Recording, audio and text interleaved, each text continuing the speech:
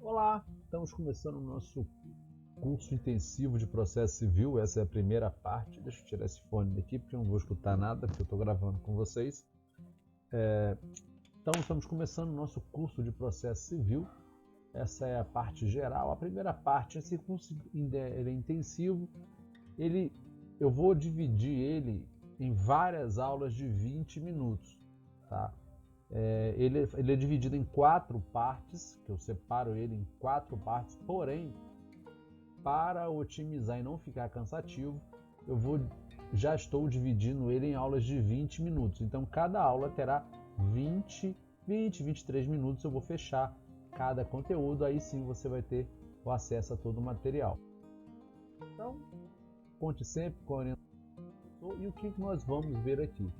Relação jurídica processual, tá? Tudo que nós vamos ver nesse primeiro encontro, não é esse primeiro encontro, é nessa primeira parte. O processo de jurisdição, lide e pretensão, os pressupostos processuais, a teoria da ação, as condições da ação e os princípios que regem o processo. O direito processual, por definição, tá? Ele é um ramo da ciência jurídica que estuda a natureza, o desenvolvimento e a eficácia do conjunto das relações jurídicas, denominada processo civil. Tanto que você já viu isso, que quando a gente fala em processo civil, eles têm sempre eficácia imediata, as normas de processo civil. E qual é o conteúdo dele? A ação, tá, como um procedimento criado a fim de cumprir a função jurisdicional. Então, a ação é uma forma de fazer com que o processo, né, a ação, o processo, é uma forma de fazer com que aquilo que a lei material assegura a reparação, você tem no processo, tá, lá no Código de Processo Civil, a forma de reparar esse dano. Essa é a definição de Eduardo Contrô.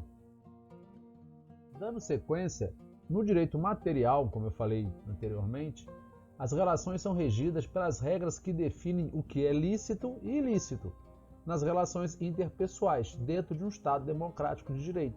Então, o direito material ele vai dizer pode ou não pode, é lícito ou ilícito, certo?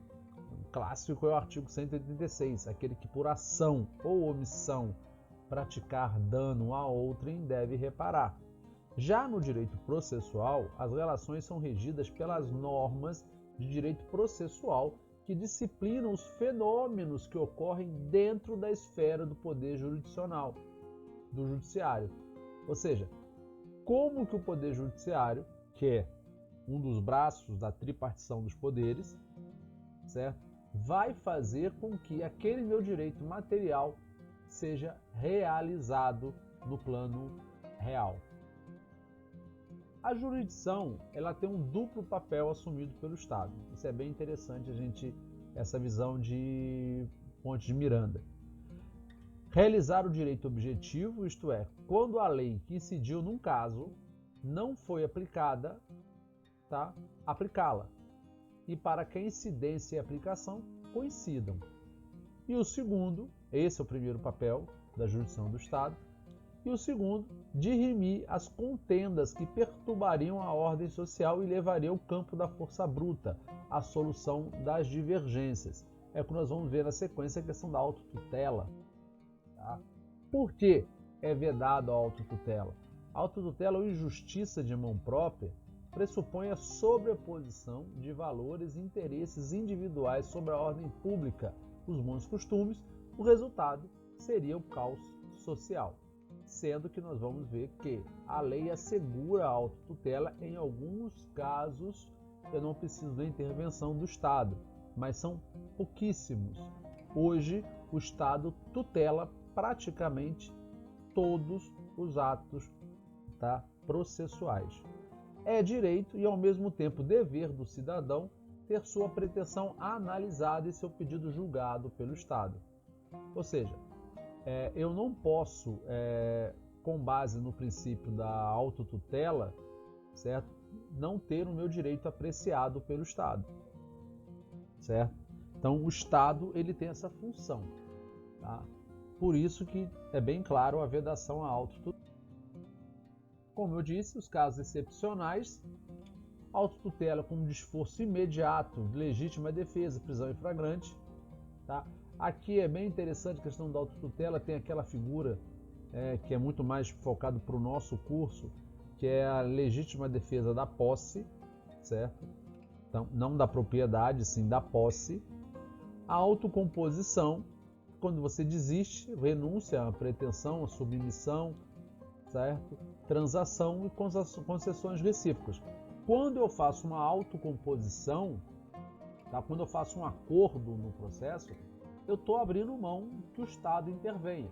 Por isso que a lei ela veda alguns tipos de autocomposição, principalmente, por exemplo, na questão dos alimentos. Não pode o representante do alimentado abrir mão de receber alimentos. Eu vou deixar de receber isso. Ele pode fazer um recibo que recebeu aquele valor, certo?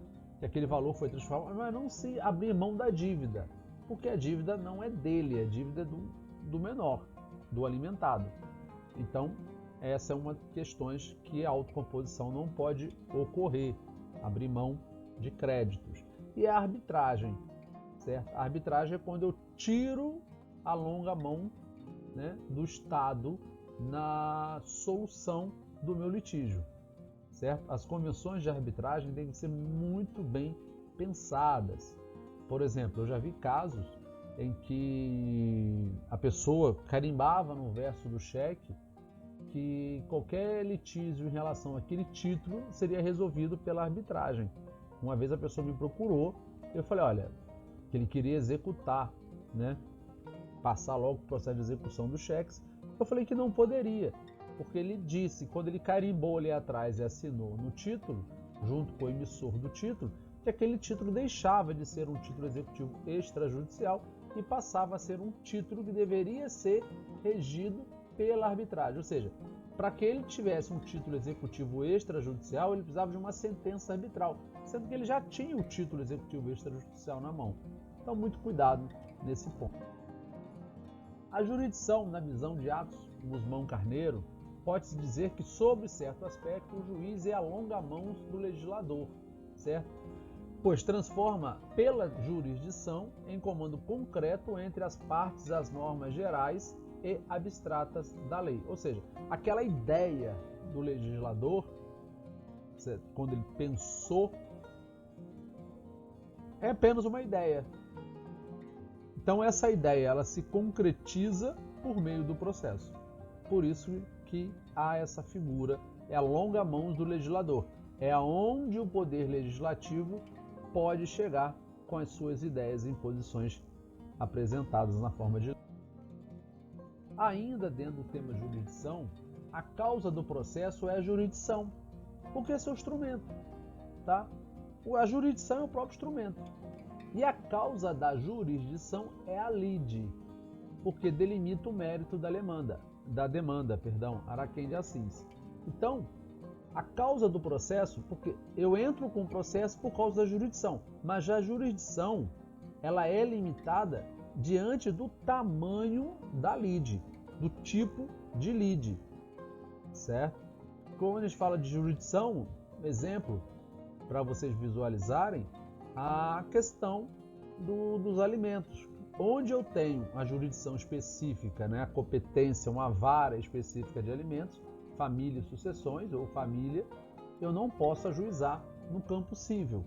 Então, o tipo de processo vai delimitar para aquilo, o tipo de pretensão vai delimitar a jurisdição e a questão do. Mas o que vem a ser lide? Tá? Lide pode se definir como um conflito intersubjetivo de interesses qualificada por uma pretensão contestada, discutida. Ou seja, toda vez que eu tenho um dano e aquele dano não for reparado no campo extrajudicial, eu tenho uma pretensão resistida. Por exemplo, se eu saio de casa e bato no carro de alguém, se eu coloco o bilhete no para-brisa do carro, olha, bati no seu carro, meu telefone está aqui. A pessoa te liga, fala, olha, ficou aí R$200 para consertar o carro. Você deposita o dinheiro na conta dele, não houve pretensão. Agora, quando você provoca o dano a alguém e não repara esse dano, certo? Aí sim você tem uma pretensão, uma diminuição do patrimônio da outra pessoa. Então, o conflito de interesses é o seu elemento material. A pretensão é a resistência, e a resistência são elementos formal do processo. Quem disse isso foi Francesco Carnelucci. Pretensão. O que vem a ser pretensão? Violado o direito, nasce para o titular da pretensão, ao qual se extingue pela prescrição, nos prazos que aludem ao artigo 205 e 206 do Código Civil. Então, a ideia de pretensão, você não vai encontrar ela no Código de Processo Civil, você vai encontrar ela no Código Civil, ok? E o que é jurisdição? A jurisdição é a aplicação do direito objetivo em relação a uma pretensão, inserindo-se no processo como função central na composição do litígio. Ela pressupõe a existência deste e incide sobre a pretensão que o qualifica. Olha que interessante. Então, a alonga-mãos, tá? A força do Estado, certo? Ela nasce da aplicação do direito objetivo, daquele dano que eu tive. Em relação à pretensão, se eu sofri um dano, eu posso exigir do Estado a reparação, inserindo-se no processo, tá? Na materialização daquela ação, como função central da composição do litígio. Pode aparecer composição, você pode falar assim, então a composição é acordo? Não, fala composição de compor o litígio, certo? Nós vamos ver na sequência como se compõe esse litígio. Ela pressupõe a existência deste e incide sobre a pretensão que o qualifica, ou seja, o tipo de ação que eu vou buscar, o tipo de ação que eu vou exercitar em relação àquele dano. O poder do Estado destinado a eliminar conflitos chama jurisdição. E aqui é interessante que quando nós abrimos mão, certo, da autotutela, nós transferimos esse direito, tá, ao Estado. E o Estado tem esse direito em cima da jurisdição.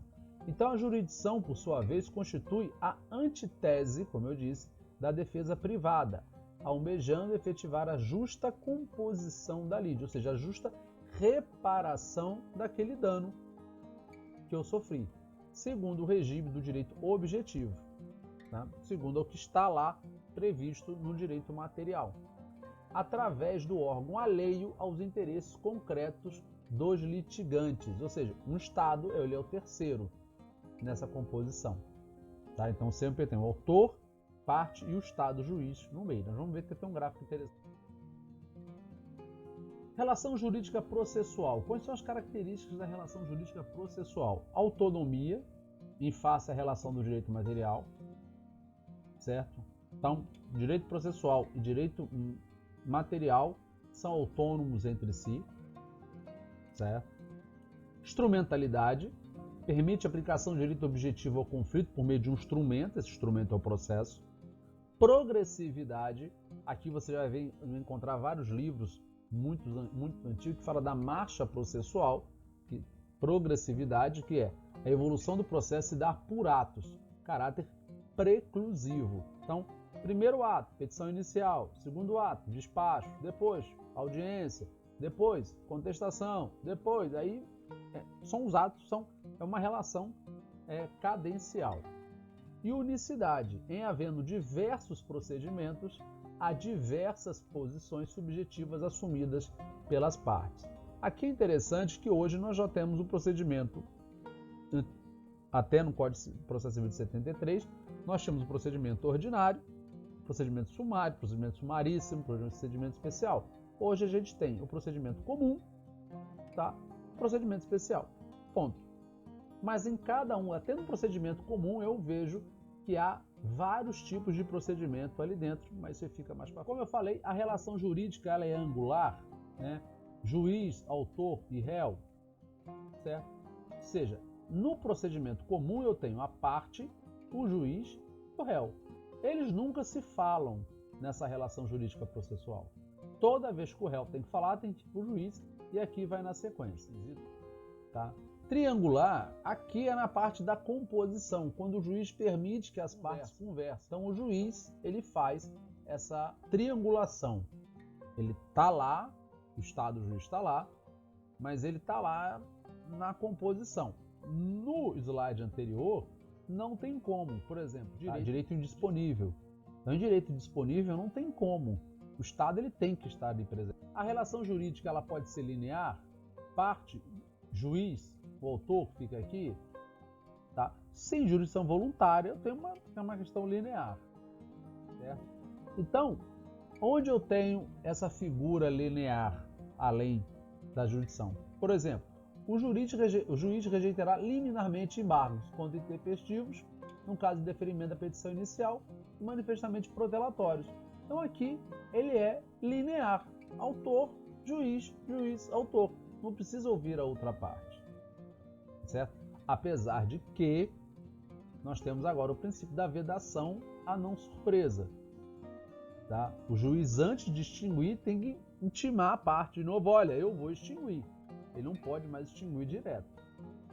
A relação liminar no 332, nas causas que dispensem a fase instrutória, o juiz, independente de citação do réu, julgará liminarmente procedente o pedido de se contrariar. Aí vem aqui também questão linear, artigo 332. A relação jurídica processual, mesmo sem angularidade, pode-se considerar um efetivo exercício do direito de ação, mesmo sem haver essa questão autor, juiz, réu, tá? Essa angularidade, posso ter, sim ou não? Meu direito de ação foi impedido porque o juiz negou liminarmente o meu pedido? Essa é a grande questão de $1 milhão. Tá? Claro que, neste caso, o meu direito de ação foi garantido. Pressupostos processuais. Aqui nós vamos ver o que precisa haver dentro do processo. Nós vamos encerrar agora, está dando 19 minutos, certo? E vamos passar para uma outra aula.